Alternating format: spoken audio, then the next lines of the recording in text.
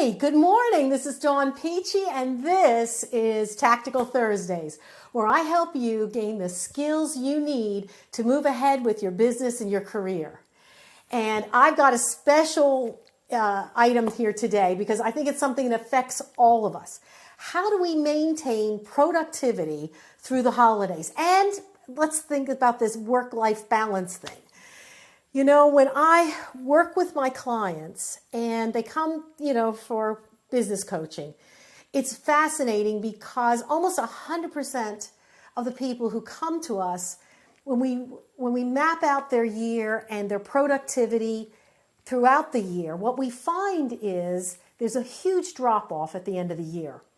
And when Joe and I can help them fix that, they can increase their income the following year.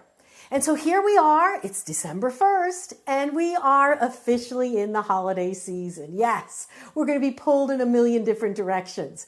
And if we're not careful, we're going to be, the tail is going to wag the dog. We're going to end up spending way too much time on holiday things. Hey, Nirmala, we're going to spend way too much time on holiday things rather than being productive.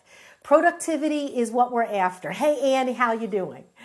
So I'm going to talk about a couple of these things because here's what happens. If you allow the end of the year to sag, productivity-wise, whether you're in business for yourself or you are working for a company, if you allow that to sag, it has a direct effect on how much money you're going to make next year. It's fascinating because here's the mindset. People start around the week before Thanksgiving. People start putting it into a lower gear. You know, we're going to be doing this, we're going here, and we're going to see Aunt so-and-so, blah, blah, blah. I got all this cooking to do and shopping and what have you. And I'll get to this right after the first of the year. There's this mindset of I'm going to take care of these things right after the first of the year. You know, I've got some other, we have some fun things and this, that, the other thing. We're going to be traveling and this, that, the other thing. And I'm going to get to after the first of the year. Whatever it is, I'm going to get to it after the first of the year. So what happens is momentum slows down. And when you lose momentum, man, you are losing so much. And the first of the year finally comes. But you're not, you've lost that momentum. And so it's about the third week of January before you really start to put it into gear. And it's February before things are starting to happen again. You've lost a huge chunk of your first quarter. So things aren't as great in your first quarter, but then by the second quarter and the third quarter, things are going well. And then here comes the fourth quarter again. So I want to give you some tips. I'm not a real organized person, so I need tips because I can get distracted, squirrel, in a heartbeat. So let me start. There's 5 tips I want to give you. And the very first one is plan your month. Today is the first of the month. And I want you to plan your month in a lot more detail than you normally would. For instance, most people will say, well, my daughter's dance recital is on this date. Or we have this event, for my, organization I work for, this month. Or, this day, this day, this day. And so you'll put that on there, and it's going to start at 6 and go to 8. Okay, it goes from 6 to 8, but it really doesn't. Because you said it's a potluck. And you go, I'll bring something simple. Let's see. I'll bring my 5-layer, hey, Dan, I'll bring my 5-layer taco salad. That's easy. But you don't plan, you don't put it on your monthly plan of how long it's going to take you to not only make it, but put together all the ingredients. So here's what happens. I don't know. Maybe you're more organized than I am, but this is what happens to me. The day of the event comes and I look at my calendar, it's tonight. Oh, I think I said I was going to bring something. Oh, yeah. Taco salad. Okay, that's no problem. That's easy. Oh, no, I don't have the right kind of cheese. And oh, no. So I've got to, on the way home from work, I got to stop off. I got to get to the grocery store. And oh, no, I got to take Sally to her recital. Blah, blah, blah. And I end up way behind the 8 ball. So the way I want you to work your calendar is reality. Let's do it with an idea of reality. how much, that's you, yeah, Nirmala, okay. Yeah, well, I've got friends out there. Start thinking about how long it actually takes you to do that. See, I bring home gifts. Okay, let's say I went out and I did some shopping, and I brought home gifts. I go, yeah, I'll get them wrapped sometime. We don't think about how long it takes to actually wrap gifts. We don't think about the amount of time it takes to travel to the party and travel home, and that's all time that is going to be lost.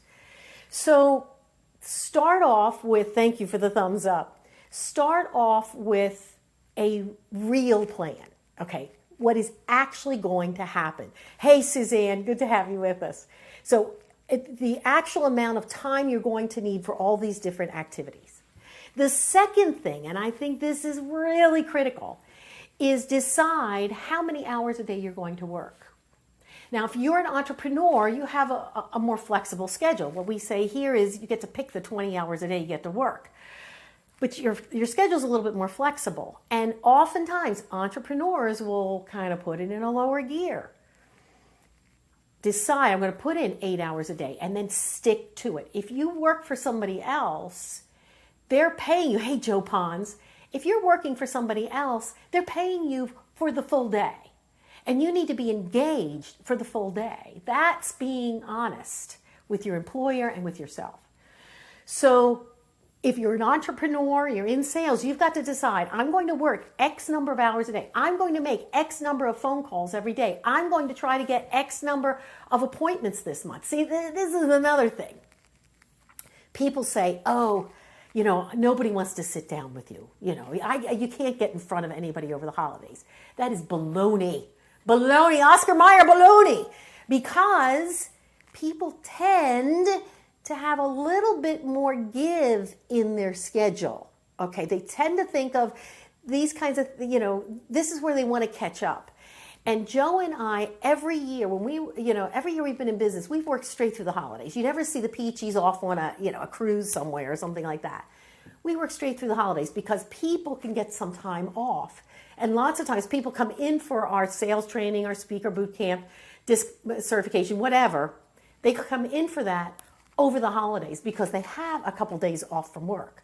So these are times when you can get a lot of appointments, especially if you're marketing something like insurance, what have you. This is a good time of year to get a hold of people. So you've got to change that mindset. The third thing on planning, under this planning idea, is plan for free time so you don't feel guilty about it. I'm putting in X number of hours, and then we're going to have family time. We're going to do this. We're going to do that.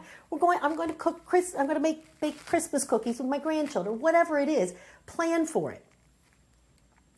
But include everything. Include the entire amount of time it takes you to do something, and then double it. Because somehow it always takes me longer than I expected. All right. And the overall idea here is realize that during the holiday season, we do more stuff, right? I mean, there's parties, there's this, that. So realize that if we are doing more, if there's more to be done and there's more activities, then there must be less of some other things.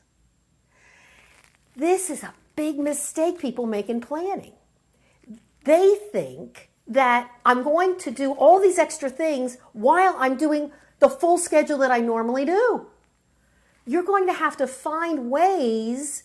I'm going to the party. That means Cinderella, has to do something else during the day.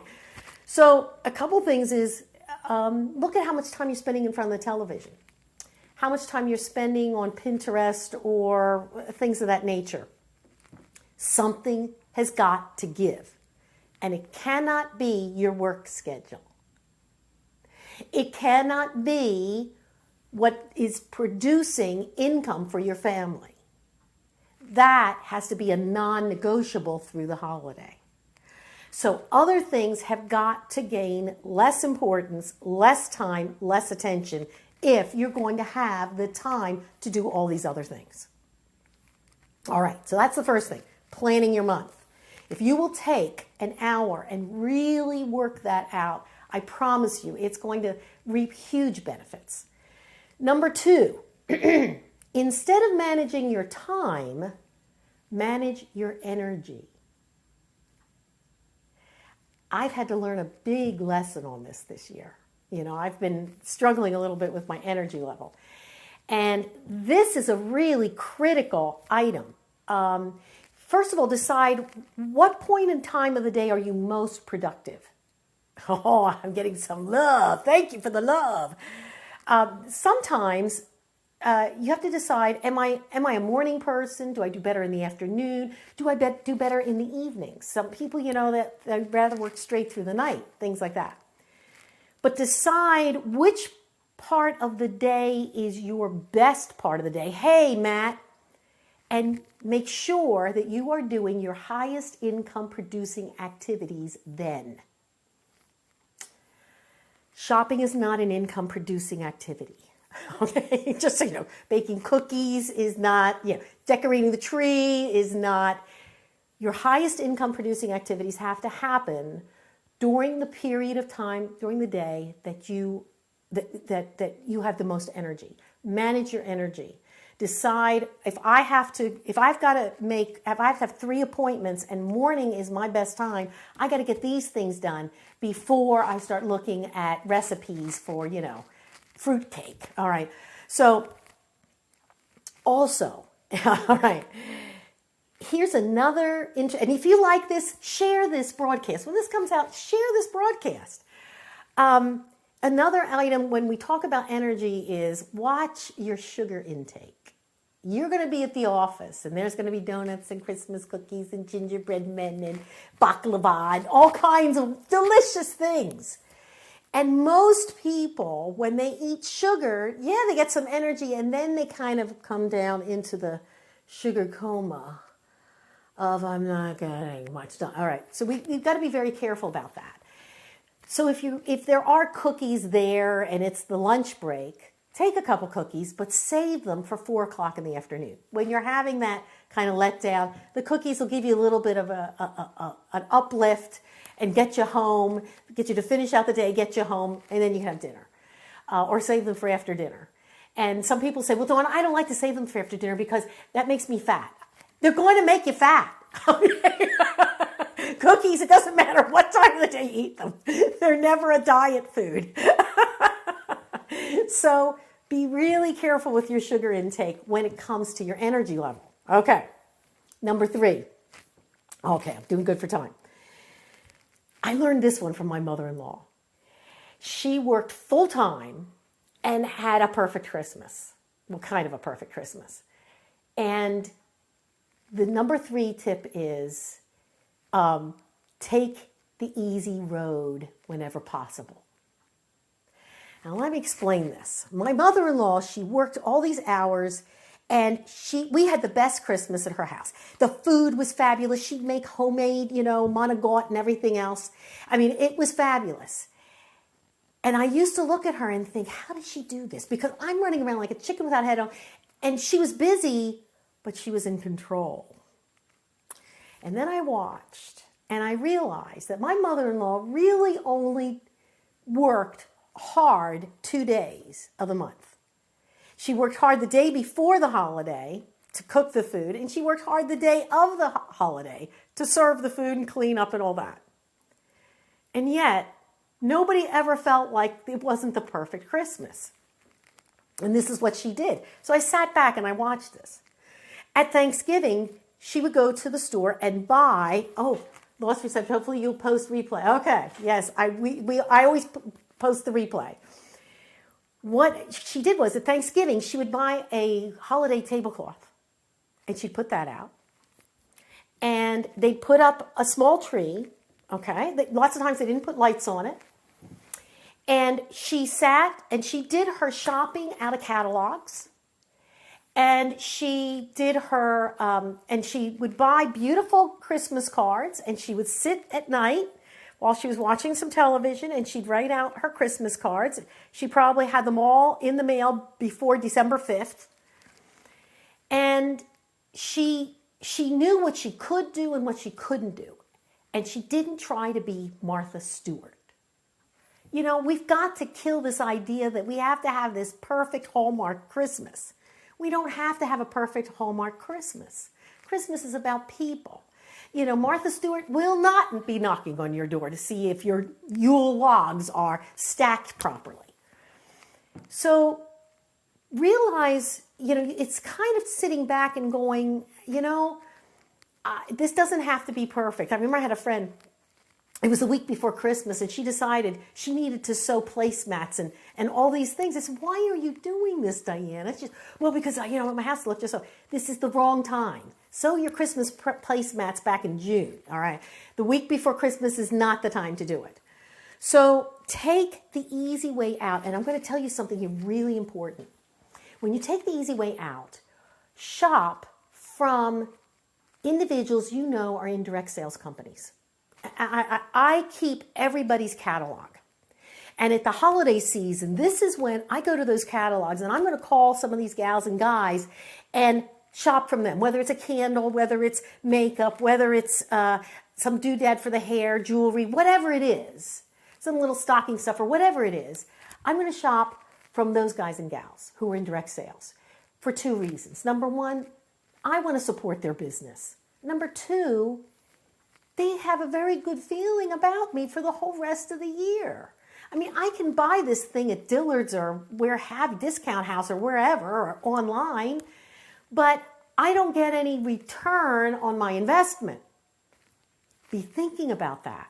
So I always shop from my direct salespeople, and it's the beginning of the month. As long as you get your orders in before the 15th, most of them, they'll come in time. You'll have your stuff. I highly recommend it. But take the easy way out when you can. Number 4. This is a hard one for me. You got to avoid multitasking. They've proven that multitasking, you don't get as much done. It's better to block off, you know, a section of time and work on one project, all right? So instead of sitting at work and, you know, doing a little bit of your LinkedIn or what have you, and then, oh, let me do a little online shopping or something. Don't do that. Carve out time. If you're going to do some online shopping or shopping out of catalogs, take an hour at night and do that, but not during prime business hours. That's where, you know, a lot of people are tripping themselves up. And also, this multitasking thing is not a good deal. And I have to smack myself all the time with that. Finally, number 5. Oh, hey, Susie. Number 5, and I think this is one of the things that most people neglect, and that is give yourself a gift. Give yourself a gift. Thanks for the thumbs up. This is really interesting. We run around and we do all these things for all these people, and we forget that this is our holiday too. And go someplace that you've always wanted to go. Or spend a day by yourself. Or do a hobby that you really, really enjoy. Or, you know, buy that gift. That's something that nobody else ever buys for you because they really don't know that you really want that. Okay? Get it for yourself. Pat yourself on the back. Here's one that I did that was one of the best things I ever did. I used to cook a Christmas Eve dinner, fish dinner, and then I would cook a Christmas Day dinner, which was lamb. So we had fish and lamb. And it was big, you know, to do all this stuff. And one year, we were getting to the holidays, and it was really busy. And I looked at my husband and I said, you know, this Christmas Eve, could we do something different for dinner? He said, sure. I said, could we do takeout Chinese? And the whole family went, yeah, that's a great idea. Let's do takeout Chinese. It was so relaxing. It was so relaxing. It was such a wonderful Christmas. Something as simple as takeout Chinese. So be thinking about things like that, little places where you can help yourself and give yourself a gift. So as we put this all together, the most important thing, if you're in business for yourself during this month, is to not let up on your intensity or your productivity. To continue working in your highest income producing areas. to decide what time of day you have the most energy and make sure you're working your business during those hours. Make sure that you make a pact with yourself. I'm going to do my business X number of hours every day, and you don't break that. If you will do that and then make everything else fit around and cut out the things that aren't necessary. If you can delegate something, delegate it. Delegate it, because you've got other things you need to do. You're a business owner, or you are working for a company and they are paying you a full day's pay. We coach companies, and too often they'll say, if we don't hit our numbers by the 15th of November, we're not going to hit them. Or if we're not within a certain margin we're not going to hit them because the activity just goes way down with our staff. So give your employer a full day's work. Number one, give yourself a full day's work every day. Fit these other things around.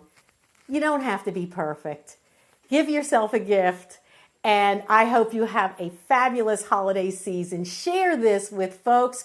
Join me next Thursday. I'm on every Thursday morning at 10 Eastern. And also Joe is on Periscope on Tuesday nights at 8 o'clock.